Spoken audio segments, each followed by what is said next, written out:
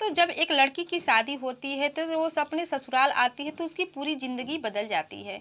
लेकिन दोस्तों हर किसी लड़की के नसीब में ऐसा नहीं होता है। ऐसे ही एक लड़की रहती है, जब उसकी शादी होती है तो शादी करके ससुराल आती है और जब ससुराल आती है तो अपने सपने में भी नहीं सोचती है कि उसके साथ ऐसा कुछ हो जाएगा और उसको ये दिन देखना पड़ेगा, जो कि भगवान किसी दुश्मन को भी ऐसा दिन न दिखाए। तो दोस्तों इस कहानी की पूरी जानकारी के लिए वीडियो में लास्ट तक बने रहे। तो दोस्तों नमस्कार, मैं हूं ज्योति कुशवाहा और आपका ज्योति वॉइस चैनल में तहे दिल से स्वागत है। वीडियो में आगे बढ़ने से पहले आपसे रिक्वेस्ट है कि अगर ये कहानी आपको अच्छी लगेगी तो लाइक कर दीजिएगा, शेयर कर दीजिएगा और चैनल को सब्सक्राइब जरूर कर दीजिएगा ताकि हमारा हौसला बढ़ता रहे। तो दोस्तों आज की ये सच्ची घटना मैं आपको सुनाने जा रही हूँ। ये घटना है मध्य प्रदेश के जबलपुर जनपद की एक कस्बे की।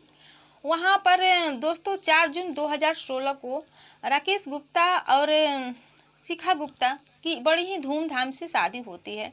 और जब शादी हो जाती है तो शिखा अपने ससुराल जाती है। ससुराल जाती है तो वहाँ जितने भी रस्म रिवाज होते हैं वो सब किए जाते हैं। ऐसे ही एक हफ्ता का समय गुजर जाता है। जब समय गुजर जाता है, एक हफ्ता बीत जाता है, तो जो शिखा की सास रहती है उसके बर्ताव में कुछ चेंज आने लगता है। वो शिखा को बात बात पर डांटने लगती है, ताने मारने लगती है और कहती है कि मुझे नहीं पता था कि तुम्हारी भाई इतना कंजूस निकलेगा, इतना कम दहेज देकर शादी करेगा और मुझे नहीं पता था कि शादी में भी मेरे नाते रिश्तेदार को अच्छी तरह से खाना नहीं खिला पाएगा। ऐसे ही करके ताना देने लगती है और कहती है कि मैं ही पागल थी कि तुमसे तुम्हारे भाई से मैंने तुमसे मेरे अपने बेटी की शादी की। मैं अपनी छोटी बहन के कहने पर तुमसे मैंने अपनी बेटी की शादी की। ना तो मेरे बेटे के लिए बहुत ही अच्छा रिश्ता पहले आ रहा था और जितना दहेज तुम्हारे भाई ने अब दिए हैं उससे 2-3 साल पहले मुझे 2 गुना दहेज मिल रहा था। यही बातें सब सुनाने लगती है, लेकिन शिखा जो रहती है कुछ नहीं कहती है। सास की बात को सुनकर चुपचाप अपने दिल में रख लेती है और किसी से भी कुछ नहीं कहती है। वो सोचती है कि चलो सास ऐसी है लेकिन पति तो अच्छा है। फिर ऐसे ही समय बीतता जाता है तो उसकी सास एक दिन कहती है कि शिखा ऐसे काम नहीं चलेगा, तुम घर के काम के अलावा और कुछ काम करो, ऐसे खाने को नहीं मिलेगा तुमको। ऐसे ही बहुत बुरा भला बोलने लगती है। तो शिखा कहती है कि सासू माँ आप जो जो काम बताती है मैं तो वो करती हूँ, अब मैं क्या करूँ। इसकी इस बात को सुनकर उसकी सास बहुत ही गुस्सा हो जाती है और उसको झाड़ू से मारने लगती है।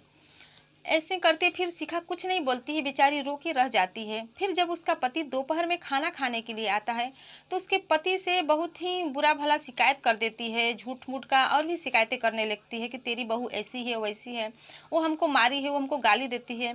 ऐसे करके शिकायतें कर देती है। और उसका पति जो रहते हैं राकेश गुप्ता, वो भी अपनी माँ को बात को सुनकर शिखा को डांटने लगता है, मारने लगता है और कहता है कि तुम यहाँ से चली जाओ, हम लोग तुम्हारा खर्चा नहीं उठा पाएंगे, तुम्हारा भाई दहेज नहीं दिया है। इसी करके बहुत ही ताने देता है। शिखा रोकर रह जाती है, फिर भी किसी को कुछ नहीं बताती है। तो ऐसे ही 2-3 दिन का समय गुजर जाता है। फिर एक दिन शिखा अपने सब सामान को पैक करती है। दोपहर में उसकी सास दुकान पर गई रहती है और वह उसका मायके से ससुराल से मायके 16 किलोमीटर दूर रहता है।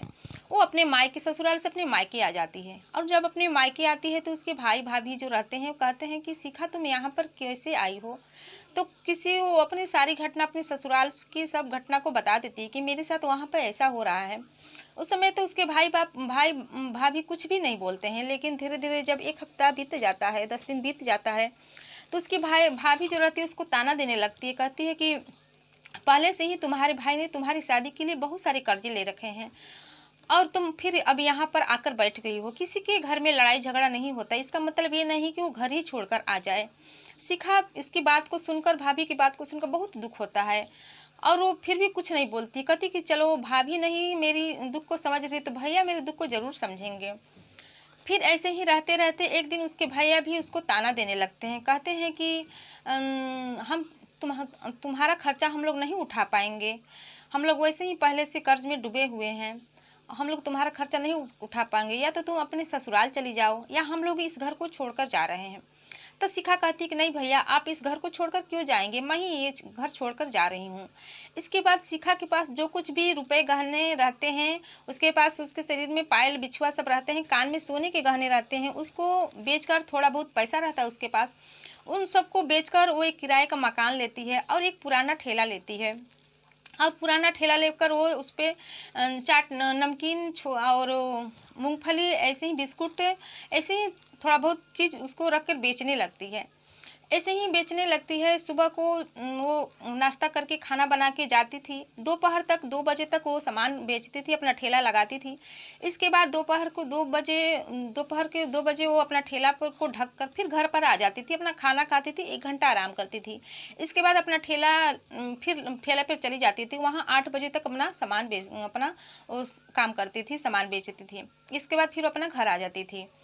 ऐसे ही शिखा अपना जीवन यापन करने लगती है। उसके ठेले से अच्छा खासा बिजनेस होने लगता है। और जब उसका अच्छा खासा बिजनेस होने लगता है, जब वो 10,000 रुपये जुटा लेती है तो अपने भाई के पास ले जाती है और कहती है कि भैया, मेरी शादी में आप जितने खर्चे लिए हैं आप थोड़ा थोड़ा करके दे दीजिए। उससे अपने भैया को बार बार 10,000 करके ऐसे ही 1 से 1.5 लाख रुपए दे देती है और जितने उसके भाई ने जितना कर्जा लिया था उसकी शादी में सब पूरा भर देती है। फिर उसके भाई को एहसास होने लगता है। कहता है कि शिखा, तुम चाहो तो आकर यहाँ पर रह सकती हो। मैंने तुम्हारे साथ बहुत ही बुरा बर्ताव किया है, गलत व्यवहार किया है, मुझे माफ़ कर देना। मैंने गुस्से में तुमको जाने क्या क्या बोल दिया, मुझे नहीं बोलना चाहिए था। लेकिन जो शिखा रहती है कहती, कोई बात नहीं है भैया भाभी, आप दोनों से मुझे कोई मलाल नहीं है, कोई दुख नहीं है। इसके बाद वो अपना जीवन यापन करने लगती है। उसका अच्छा खासा बिजनेस चलने लगता है। ऐसे ही करते करते समय बीत रहा था। फिर एक दिन अचानक राकेश गुप्ता जो रहते हैं उधर से कहीं पर जा रहा था, तो दूर से ही देखता है कि मेरी बीवी ठेला लगाई है। वो अपनी बीवी को पहचान दे जाता है और जब देखता है तो देखता है तो वो बहुत ही कमज़ोर हो रही होती है। वो बहुत ही दुबली पतली हो रही होती है। तो देखता है तो कहता है कि मेरी बीवी बहुत ही कमज़ोर पड़ गई है। फिर वो वहाँ से धीरे धीरे उसके पास आता है। उसके पास आकर कहता है कि शिखा, मुझे पहचान रही हो? शिखा कहती कि आप मेरे पति हैं, मैं आपको क्यों नहीं पहचानूंगी। फिर उसको बैठने के लिए कहती है और दोनों अपना बातचीत करने लगते हैं। शिखा जो रहती है अपने पति के लिए पानी लाती है, मीठा लाती है और वो पानी उन्हीं पीता है। फिर अपने बात वार्तालाप करने लगते हैं, बातचीत करने लगते हैं। शिखा कहती है कि माँ कैसी है? तो राकेश कहते हैं कि माँ तो 2 साल हो गए, पहले ही गुजर गई। उसको लकवा मार दिया था, वो गुजर गई है। फिर शिखा ये बात सुनती है तो उसको कहते कि मुझे बहुत दुख हुआ कि माँ अब इस दुनिया में नहीं है, लेकिन मुझे नहीं पता था कि माँ की तबीयत खराब है ना, तो मैं ज़रूर आती उसको देखने। फिर जो राकेश रहते हैं कहते हैं कि शिखा, मुझे माफ़ कर दो। तुम अक्सर गलती मैंने हमारे में और मेरी माँ में थी, मुझे नहीं पता था। मैंने अपने माँ की बात को सुनकर तुम पर गुस्सा किया और तुमको घर से जाने के लिए कहा। मुझे माफ़ कर दो, मैंने तुम्हारी दुख को नहीं समझा, तुम्हारी बात को नहीं सुना, तुम्हें ही बुरा भला कहा। फिर शिखा कहती कि कोई बात नहीं। फिर वो जो राकेश गुप्ता कहते हैं कि क्या हम दोनों फिर से एक नहीं हो सकते? तो शिखा को ये बात अच्छी लगती है, अपने पति के गले मिल जाती है और अपने पति के गले मिल जाती है। फिर उसके जो पति रहते हैं उसको अपने साथ ले जाते हैं और साथ ले जाकर बहुत ही दोनों अच्छे से ज़िंदगी बिताने लगते हैं। उसकी माँ थी ही नहीं, उसका माँ का देहांत हो गया होता है और ये दोनों पति पत्नी बहुत ही अच्छे तरीके से जीवन यापन करने लगते हैं। तो दोस्तों, ये कहानी मुझको बहुत अच्छी लगी थी, इसलिए सोची कि आप लोग के साथ शेयर कर दें। आप लोग को ये कहानी कैसी लगी और इस कहानी से आपकी क्या राय है, कमेंट बॉक्स में ज़रूर बताइएगा। और ये कहानी अगर आपको थोड़ा सा भी अच्छी लगी होगी तो चैनल को सब्सक्राइब जरूर कर दीजिएगा। और फिर मिलते हैं अगले दिन नई कहानी के साथ, नई घटना के साथ। तब तक के लिए जय हिंद, जय भारत।